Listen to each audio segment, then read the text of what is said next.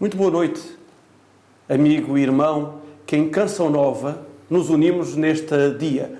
Um dia muito importante para a nossa arquidiocese. Tivemos a celebração da Eucaristia com a tomada de posse do novo arcebispo, a imposição do pálio enviado pelo Papa Francisco para o Sr. Dom Francisco Serra Coelho e agora, depois de um dia movimentado, cansativo, mas com certeza feliz, aqui nos reunimos já nos aposentos do Sr. Arcebispo, na Casa Episcopal, para com ele podermos falar um pouco sobre tudo aquilo que tem sido este dia. Vai ser um programa de 1 hora, dividido em 2 blocos, 30 minutos para o passado e 30 minutos para o presente e futuro. O que Deus fez em Francisco José e o que Deus quer fazer por meio de Francisco José na Igreja Arquidiocesana. Sr. Dom Francisco, muito obrigado, boa noite por nos receber aqui nesta sua casa. Muito boa noite e obrigado eu por esta possibilidade de alargar a Casa Episcopal, como é a sua vocação, a todo o povo de Deus. Esta é uma casa com um desígnio de maternidade e de paternidade para todo o povo santo de Deus. Por isso, é a casa da Igreja, conjuntamente com a Catedral, com o Seminário, é uma referência de porta aberta e coração aberto para todos os cristãos e para todos os que precisam de uma porta aberta. E por isso nós passamos pela Catedral, depois jantámos no Seminário e agora aqui estamos na Casa Episcopal, a maternidade da Igreja.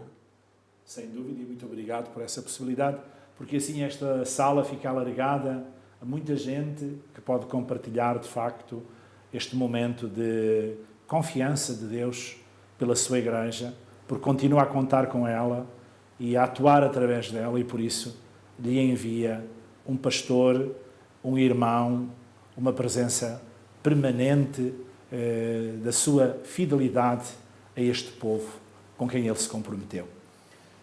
Eu gostava consigo, Sr. Dom Francisco, se permitir que façamos um caminho a partir de um documento que foi distribuído a todos os diocesanos na missa da tomada de posse. Na folhinha, no folheto dos cânticos, está uma pequenina nota biográfica da sua pessoa. Sim, sim. Então eu penso que seria interessante, porque está de uma forma muito sucinta, mas o Sr. Dom Francisco tem-nos tanto a contar das suas experiências num primeiro momento, daquilo que foi, na dimensão pastoral, na dimensão familiar, na dimensão académica. É um manancial de vida, não é? Para depois, num segundo momento, como arcebispo de Évora, como vê a Igreja e o que deseja, pondo-se ao serviço, ver e fazer nesta Igreja diocesana. Então eu gostava, se me desse licença, Sr. Dom Francisco, de ler este pequenino resumo que aqui vem no folheto que tivemos todos hoje na mão durante quase 2 horas na celebração na Catedral. E diz assim: Francisco José Vilas Boas Senra de Faria Coelho nasceu em Moçambique a 12 de março de 1961. Depois de chegar a Portugal, após a independência de Moçambique, frequentou o Seminário Menor e o curso de Filosofia na Arquidiocese de Braga. Em 1980 transferiu-se para o Seminário Maior de Évora, onde concluiu os estudos teológicos, tendo sido ordenado presbítero por Dom Maurílio de Gouveia, em 29 de junho de 1986. Estudou Filosofia no Pontifício Ateneu Antoniano, Teologia na Pontifícia Universidade Salesiana e obteve a licenciatura canónica em História Eclesiástica na Pontifícia Universidade Gregoriana, de 1988 a 1991. Em 2008, doutorou-se em História pela Phoenix International University, nos Estados Unidos da América. A 17 de abril de 2014, foi nomeado Bispo Auxiliar de Braga com o título de Pléstia. À data da nomeação episcopal, era pároco de Nossa Senhora de Fátima, São Mansos e Nossa Senhora da Consolação, na Igrejinha, na Arquidiocese de Évora, sendo também membro do Conselho Presbiteral, cônego do Cabildo Catedralício, diretor espiritual dos cursos de Cristandade e do Movimento da Mensagem de Fátima, assistente religioso da Rádio Renascença e colaborador noutros meios de comunicação social de inspiração cristã. depois da aceitação da renúncia canónica de Dom José Sanches Alves, por limite de idade, pelo que foi nomeado arcebispo metropolitano de Évora pelo Papa Francisco, a 26 de junho de 2018, tomando posse hoje, a 2 de setembro do mesmo ano. É uma vida cheia de aventuras. Talvez a primeira aventura nascer em Moçambique. O que se lembra da sua infância, do seu país, da sua vida e até aos 15 anos da sua adolescência naquele país? Antes de tudo, como prólogo ao que acabaste de dizer, ao que foi dito, gostava de sublinhar que, no fundo, a minha vida não é mais do que o caminho, a peregrinação de um aprendiz de cristão. E, efetivamente, é essa a realidade que sinto. Um aprendiz de cristão em constante aprendizagem no sentido de fazer a experiência do amor de Deus. E, como tal, serei um pecador perdoado. E é maravilhoso sê-lo, porque cada vez que o Senhor me agarrou do chão e me levantou, como bom pastor, eu experimentei a beleza imensa, infinita e indescritível do seu amor. São essas as maiores marcas da minha história e da minha vida. E é neste contexto que tudo o resto se situa. Deve ter sempre como horizonte o serviço, uma vez que o Senhor me chamou e a Igreja confirmou esse chamamento, que o vivi interiormente e depois foi discernido pela Igreja ao ministério presbiteral e depois episcopal. Logo, tudo o que aconteceu tem, de facto, uma referência que é servir. Gostava muito de pedir ao Senhor, neste meu primeiro momento de comunicação à comunicação social, de encontro com a comunicação social, que tivesse sempre este sentido de que sou dele, de Deus, que sou da Igreja e que sou do povo de Deus e Igreja.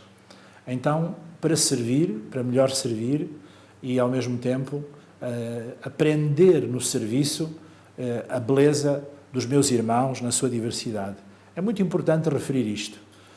Não vivemos num tempo em que seja alheia à competição, uma agressividade de imposição da personalidade, uma autocontemplação, uma autorreferência e, ao mesmo tempo, uma proposta. Porque é muito competitiva a vida.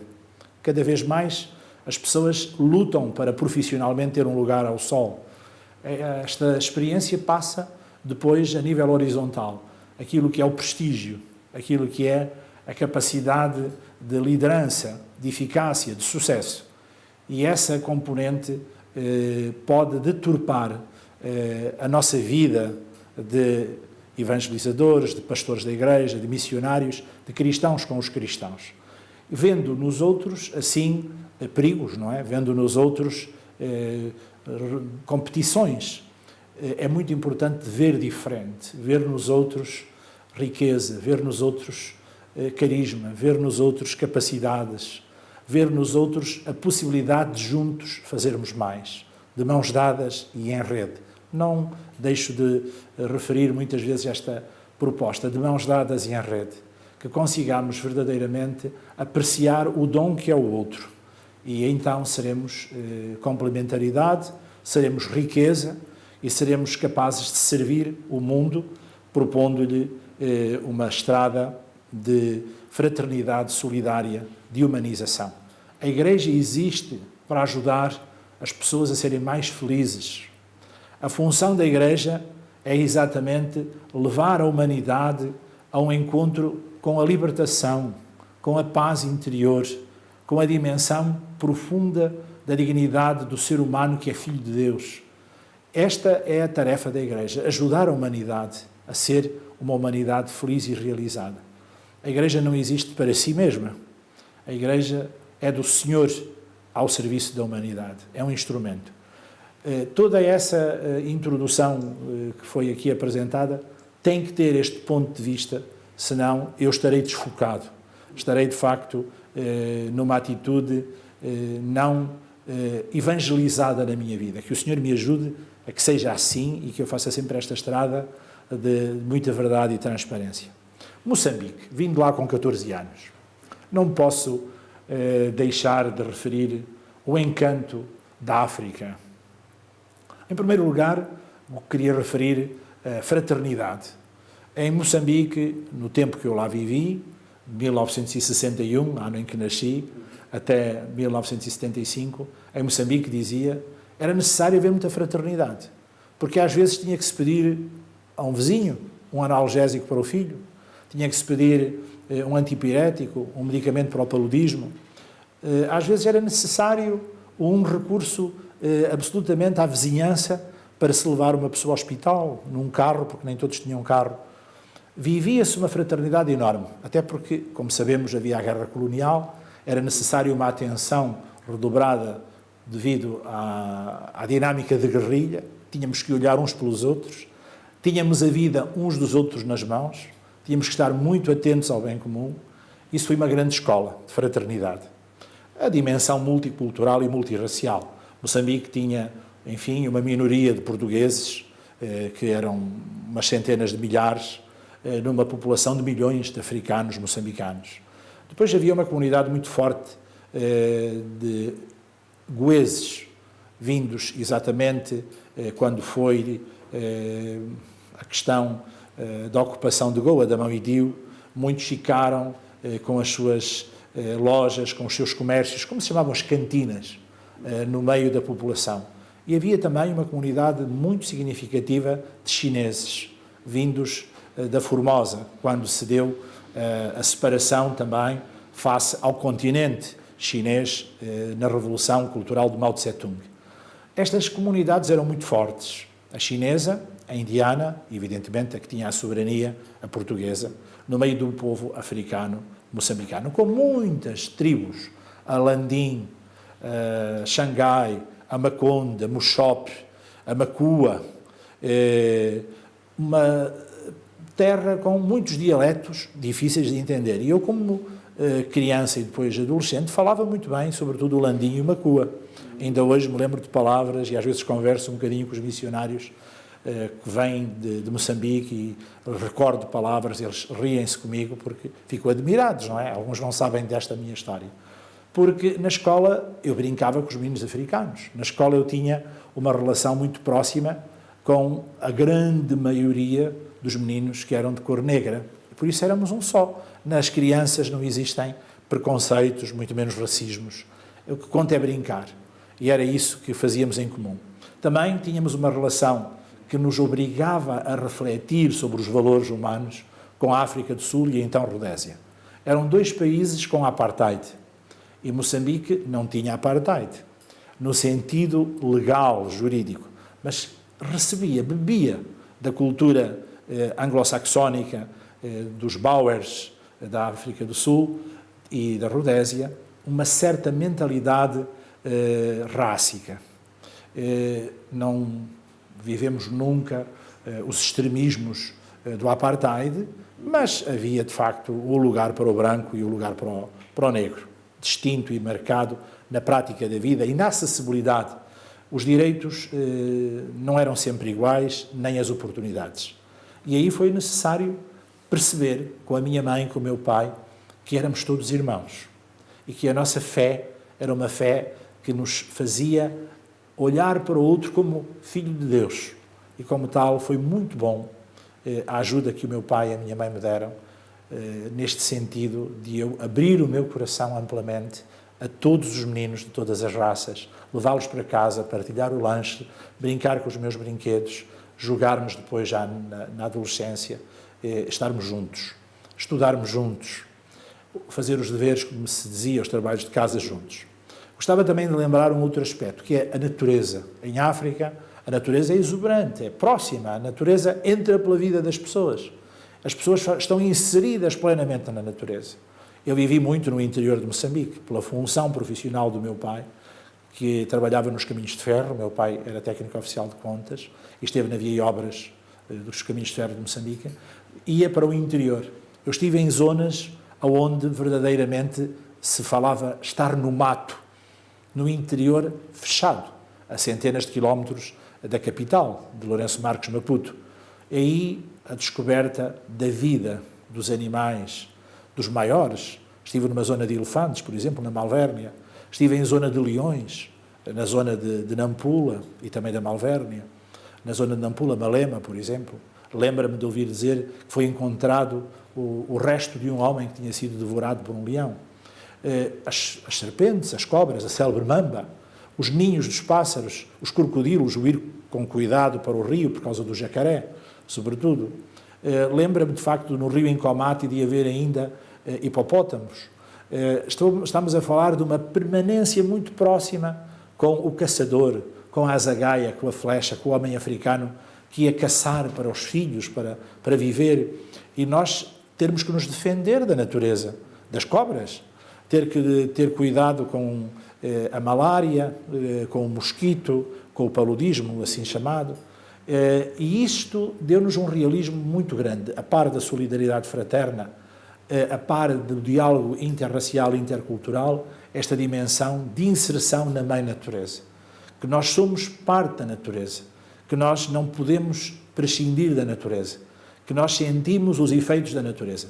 Agora, todos percebemos isso, fala-se muito da crise ecológica, da problemática climatérica, mas parece que durante um tempo nos esquecemos que a nossa relação com a natureza é, de facto, de causa e efeito e que é necessário sermos conscientes desta inserção.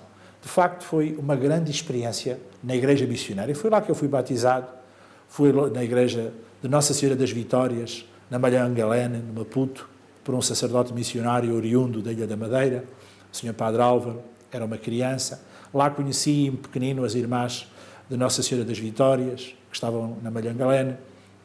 Conheci depois os padres franciscanos, Santo António da Polana, os padres salesianos, onde fui aluno do Colégio Dom Bosco, no Maputo. Fiz a preparação para a primeira comunhão, que vim, no entretanto, fazer à metrópole, a Braga, ao Santuário do Sameiro, onde os meus pais tinham casado, e nunca perdi a referência missionária, que talvez tenha sido a estrela que me conduziu, como aconteceu aos magos, até esta terra do Alentejo.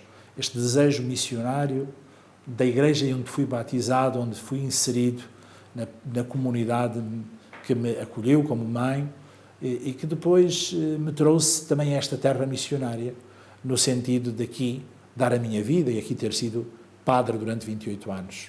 O que sentiu quando chegou a Évora em setembro de 1980?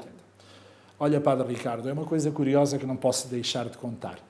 Os salesianos marcaram muito a minha vida. Eu fui para os salesianos dos 10 aos 14 anos. Eu vim com 14 anos, exatamente, feitos em março, e saí de lá para a metrópole, às portas da independência, que seria no dia 25 de junho. Regressei, agora não me lembro bem, mas penso que por mês de abril, porque eu ainda fiz aqui, concluí aqui o 3º ano do liceu, que hoje é o 7º ano. E lembra-me que, efetivamente,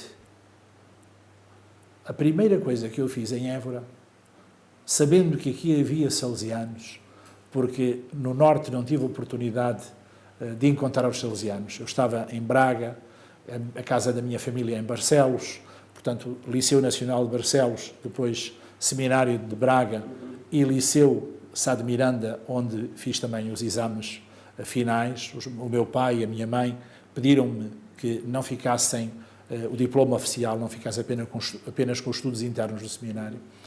Aí não havia salesianos. O mais próximo era Vila do Conde, no colégio que eles tinham de serviço e de dedicação a crianças e adolescentes com problemas de inserção e familiares. Esse colégio grande que está no convento de Santa Clara, que domina a cidade de Vila do Conde, era longe para eu ir naquele contexto e nas circunstâncias de quem chegava e não conhecia. Então, quando eu cheguei a Évora, a primeira visita que eu fiz no primeiro domingo foi aos salesianos.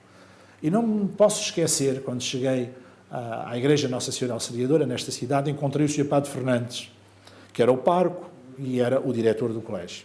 E que era o pároco da missão São José de Lhangane, no Maputo, que eu conheci. Talvez ele não se lembrasse de mim, porque eu era um miúdo entre 200 e tal alunos, mas eu conhecia-o perfeitamente. Abracei-o, disse-lhe quem era, ele comoveu-se e chorou.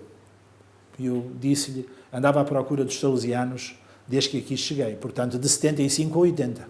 Este encontro dá-se em setembro de 80. Foi assim uma feliz circunstância de encontro. Depois voltámos-nos a encontrar, fui lá tomar algumas refeições com os salesianos, mas é importante salientar que fiz lá o estágio de catequista.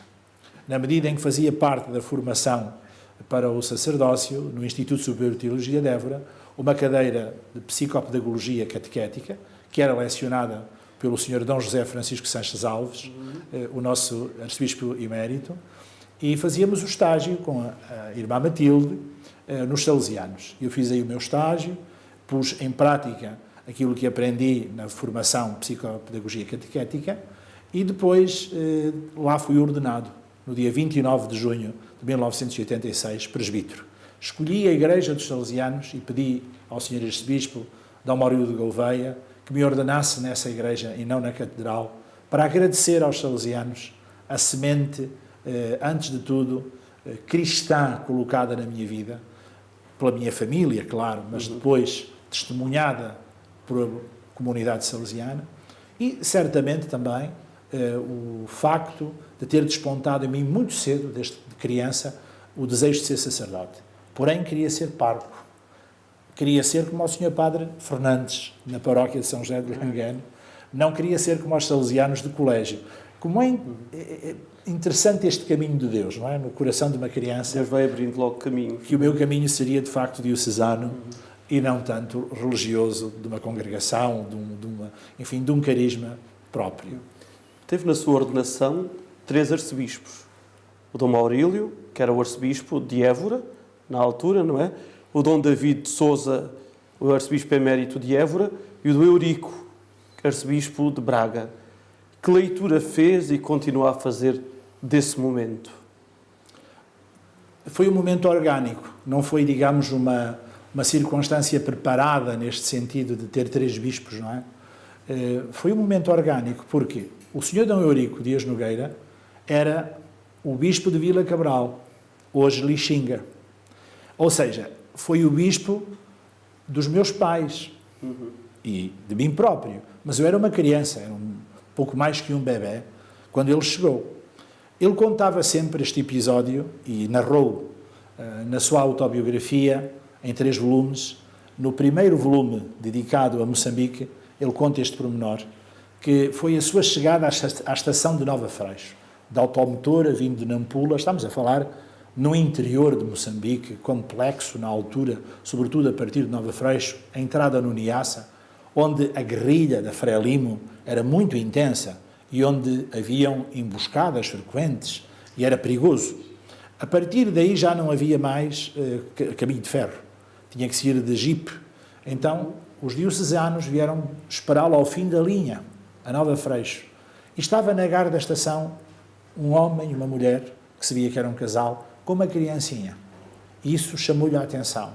Ver 2 europeus à espera dele, e era exatamente uma senhora que exercia a função de professora primária e que trabalhava nessa área com as crianças, e um homem que trabalhava no caminho de ferro. Eram os meus pais e era eu. Essa descrição é cheia de ternura do Sr. D. Eurico. O Sr. D. Eurico, em Vila Cabral e Xinga, hoje, tinha 6 padres quando chegou. Contou-me ele depois, não é? Como eu disse, era um bebé.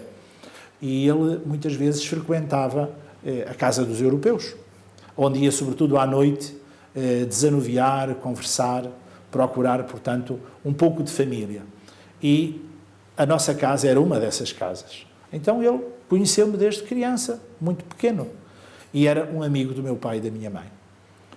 No terceiro volume, que é dedicado à sua presença em Portugal, o segundo é Angola, ele foi bispo de Vila Cabral, bispo de Sá da Bandeira, hoje Lubango, e depois arcebispo primaz de Évora, arcebispo primaz de Braga, peço desculpa. Neste terceiro volume, ele então conta o seu encontro comigo, quando me descobre, e eu também me dou a conhecer, claro que já não era um menino, já era um rapaz de 15 ou 16 anos, no seminário de Braga.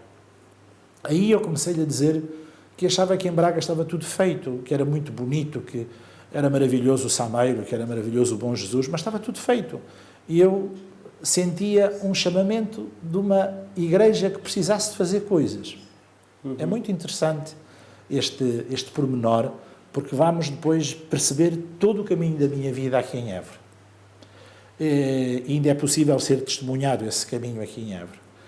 É que essa palavra queria ir para uma igreja onde fosse preciso fazer coisas, onde fosse necessário construir e edificar, onde não estivesse tudo pronto, onde não fosse uma igreja já feita, fez com que ele percebesse que eu queria ser missionário.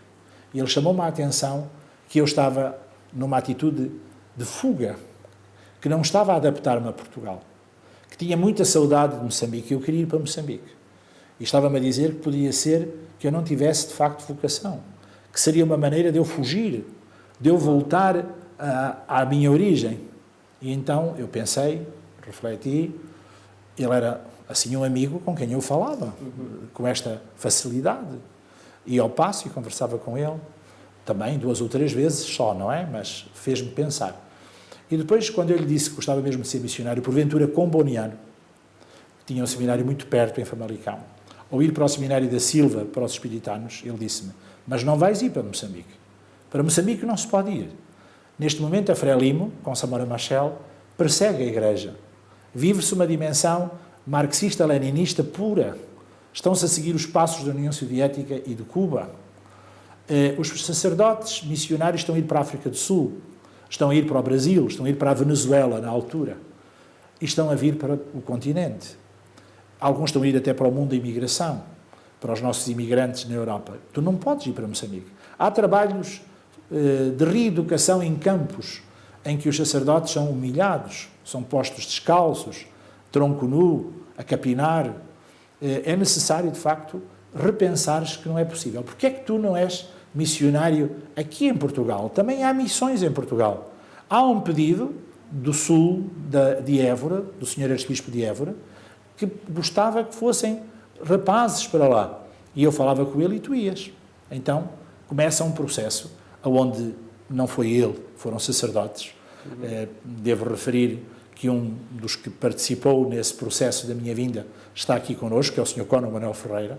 Foi através dele que se deu o meu momento de me aproximar de Évora, e um sacerdote que já faleceu, o jesuíta, o Sr. Padre Agostinho Ferraz. Sr. Dom Francisco deixou uma frase: quero ir para uma igreja onde seja preciso fazer Queria obras. chegar aí. E vamos chegar, mas se não se importa, os nossos telespectadores com certeza estão cansados e precisam também de ir apanhar ar, beber um copo de água. Não demoramos muito, mas não saia daí. Dentro de pouco tempo continuamos em diálogo com o Sr. Dom Francisco Sem Raquel. Até já!